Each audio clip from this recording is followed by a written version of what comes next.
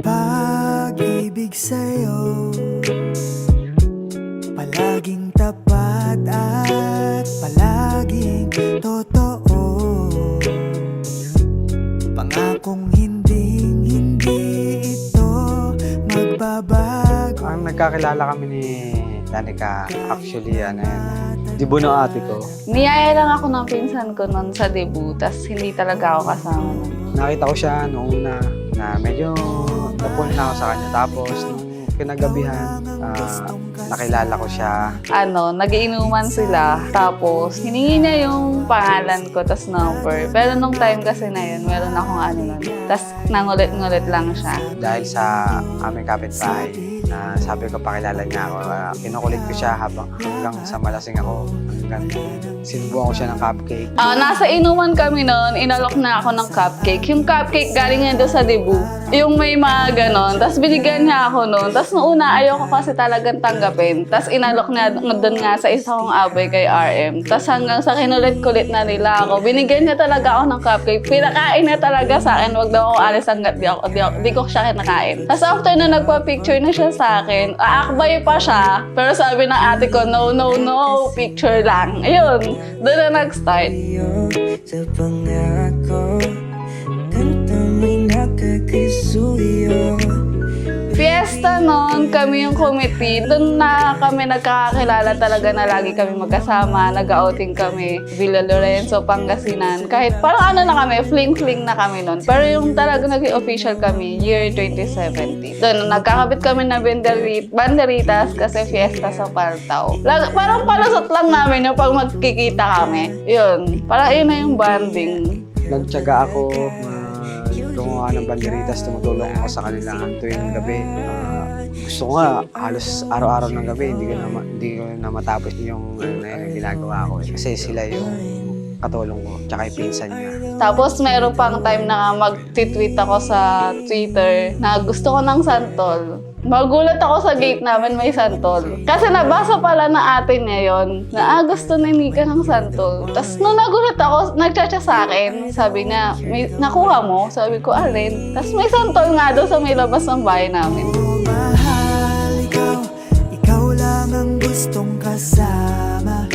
Kahit sa hirap o ginhawa, sigurado na magiging maligaya tayo. Sa piling ko, Ayos naman siya, bait, ma-appreciate siya sa mga lahat ng bagay na kung anong gusto mo, susuportahan ka niya. Kung anong gusto mo, susuportahan ka niya. Kahit anong naman, wag lang masama, siyempre. Sobrang maalaga si Mark. Tsaka ang sarap din niya magluto Si Mark yung chef sa bahay namin. As in, kada may event, lahat. Sobra rin siyang maalaga, tsaka mapagbigay. Hindi siya madamot. Unang tingin ko sa kanya, agad akong nahulog agad ako eh. Hindi ko na agad siya nilubayan. Nung nakita ko siya, kinukulit ko na agad, kinuha ko yung number. Hanggang sa hindi ko tinantanan hanggat kinuha ko yung number. First impression ko sa kanya, yun, mayabang.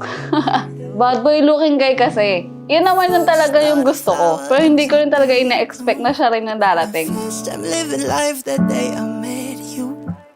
Hate to think that you must have to die someday. 1,000 years won't do for.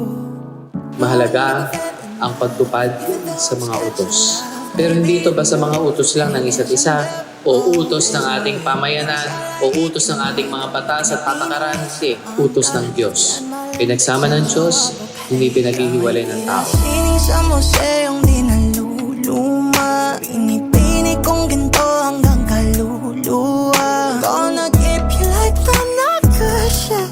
Kaya kasama sa pag-iibigan ninyo, yung pananatiling tapat, committed sa isa't isa, hindi committed ang isip. Ibig sabihin ng commitment, kahit yung damdamin ng pag-ibig ay mabawasan.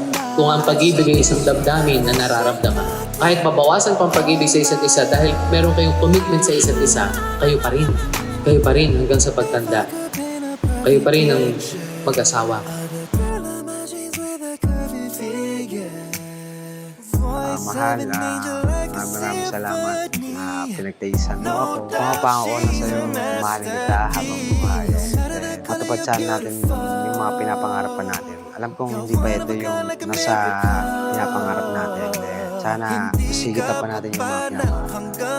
Love you. Mahal, nandito lang ako lagi para sa'yo, kagaya ng pinapangako ko. Na dati sabi, di ba, mag-aaway lang pero di maghihiwalay. Ilang beses na tayo nag-away pero napatunayan natin na ito, sa simbahan pa rin yung tuloy. Ayun, nandito lang ako palagi for you. Mahal kita, mahal na mahal. Pinasining sa museong niluluma. Binibining kong ginto hanggang kaluluwa. Gonna keep you like I'm not precious.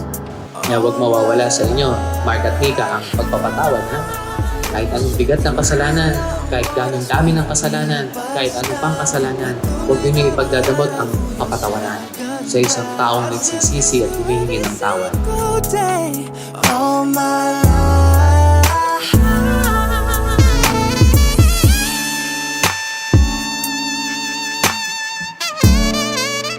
Magmula ngayon, hindi nyo nabuhay lang ang sarili ninyo. Buhay nyo na din ang inyong asawa. Madaming maaaring paliwanag, pero alam ko namang alam nyo nang ibig sabihin nito. Ting ng huling araw, wag mag-alala. Ramdam may habang buhay nagkamantya. That will never take away after